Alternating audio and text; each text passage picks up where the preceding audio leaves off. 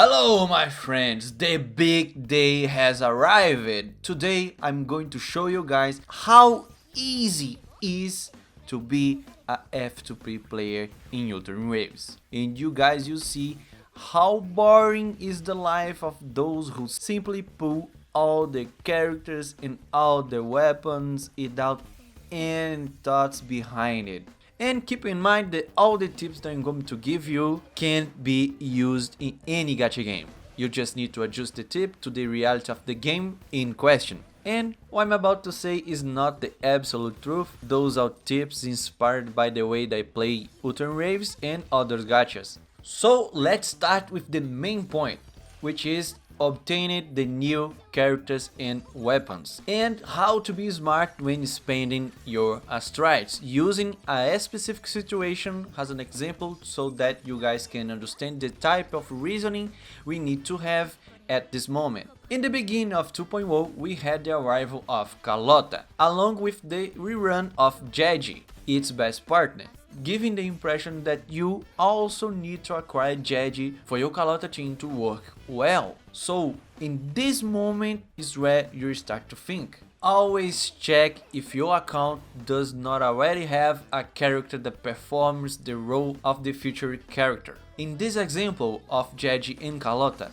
the answer is yes. We have two good 4-star options that can form a good team with Carlota: Tauchi and Yang Yang. Tauchi can provide skill damage and Yang Yang provides energy and attack boost. With this, we come to the conclusion that we already have partners options for Carlota in our account. We can then avoid spending our strides on the Jeji banner. With this simple assessment, it is already possible to save a very high number of your astrites. This example was focused on a sub DPS. When it comes to DPSs, the issue becomes a little more complicated, because we have a lot more to think about. We should aim to acquire one DPS and one sub DPS of each element so that we are not unprepared for the tower rotations. The standard 5-star characters that have these roles are not good options. They can work,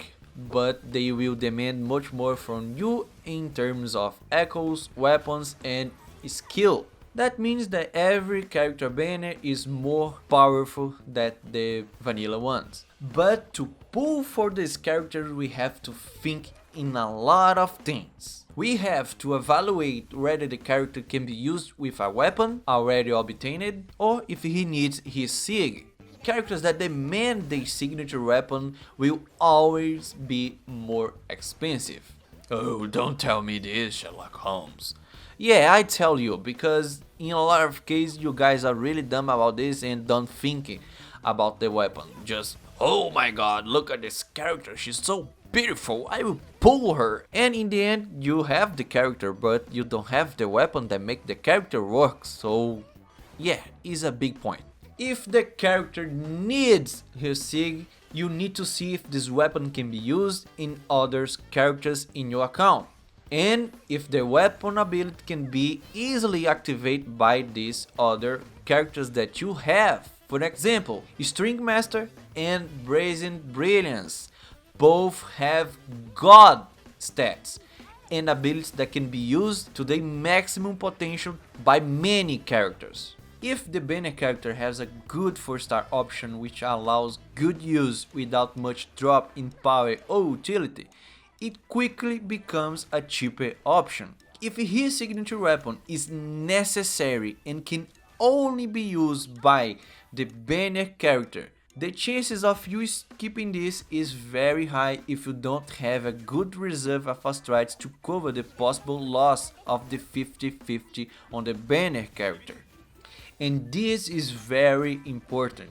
I like to call those weapons like String Maxstter and Blazing Brilliance global weapons. And those weapons are the best source of power for F2P accounts. So you really need those weapons in your account. You need to always focus on weapons that have critical chance and critical damage, because those are stats that at the moment in the game are the most requested on the builds. For you guys to understand, I will give you guys a little rerun on all those things that I tell you to think about it. It works more or less like this. The new character is of an element that you don't have and his sig is a global weapon. Pull. The new character is of an element that you don't have and his sig is not a global one. See if there are other options in your account. If so, pull the character. The new character is of an element that you don't have, his sig is not a global weapon and other weapons don't work with him. It's an easy skip. The new character is of an element that you don't have, his sig is not global, but he has a good 4-star option, pull, like Phoebe. The new character is of element that you don't have, his sig is global, but you don't have a good team for this character. Only pull the weapon. Like I said earlier, it works more or less like this. You have to think a lot, I know, but it's not hard, man. It's just thinking. Thinking is easy as fuck. Attention! In the beginning, it will never be necessary to have 2 or more characters with the same role or the same element. Only after you have a good foundation can you start to repeating elements based on your personal taste. And for all of this to work in your favor, you need to wait for the community to test all the possibilities for the new character.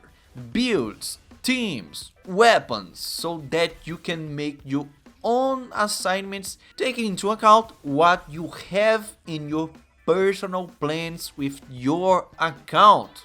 So watch guides from different CCs, see all the possibilities before getting the character on your account. Another thing that you should always think about is how demanding is the new character with substatus in his build. If he will need echoes with 3 out of 5 or 4 out of 5, and if you have enough resources to build him. Because having the character and not be able to build him, I consider this a waste of time and strides.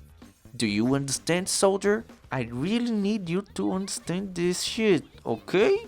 And when it comes to support characters like Shorekeeper and Verena, you don't have to think much about it. Those characters are always very valuable to your account, and they can help you to create many more teams. In the current state of the game, Shorekeeper can join any team, which already makes very clear how valuable she is to your account. These types of characters are a must pull.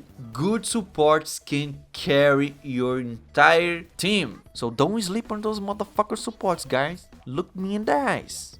If you are one of those persons that don't pick the character just because the character don't do damage, man, I will put you in the corner and hit you a lot.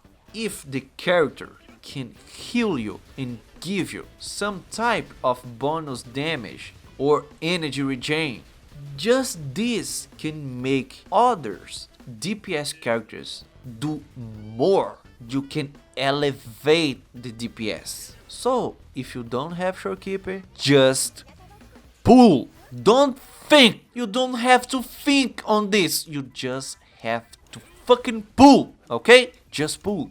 And Max, how should I evaluate the reruns?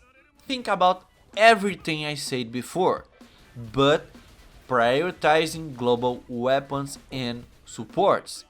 If your foundation is already solid enough to allow you to do the 30-30 on the tower, you can start thinking about covering elements, having a character of each role for each element. You think I'm done, soldier? Get back here and pay attention to these extra tips. If you are planning to spend money on Wuthering waves, just buy the passes and monthly subscriptions. Is a good input of passive resources with good prices. Do not buy copies of characters in the store. The corals can help you a lot in getting new characters because you can do conversion to new pools. I only recommend buying copies of those who really want to see the favorite characters perform better. But in 99% of the cases, having more characters is better than having more copies of the same characters. Speaking about a F2P life, okay? F2P vision, F2P everything, okay? Never do this bullshit of building pity. The only thing that you're building is your destructions. Only do pulls on the banner that you want the character or weapon, because the stars can align and you can get a early 5 stars. If you accidentally get a 5-star, depending on what it is, you can broke your account with a character or weapon that you don't like and you don't have any use. Of course you have the chance of winning the 50-50, but the chances are equal to winning and losing. So don't do this. Doing pulls for 4-star characters is another serious mistake that I see some people making. 4 stars come naturally with time, while you are pulling the 5 stars that you need and that you want. Don't do pulls only trying to get the 4 stars. Don't do this, okay? Just don't do. So now you guys can see how easy it is to be a free-to-play player. You just need to analyze all the possibilities, all the outcomes, making all the calculations possible, and have a lot of willpower. I don't think this is hard. I think this is preparation for life. With that, I will shut the fuck up. I hope that this video can help you guys to be a better F2P player. And I really hope that I give you guys a really fun time watching this video. So, if you guys like it, share, subscribe, leave a like, and the comment section is always open to discussion. Just remember, keep the respect. I like respect. And I respect respect. So keep that in mind. See you guys in the next one. Bye.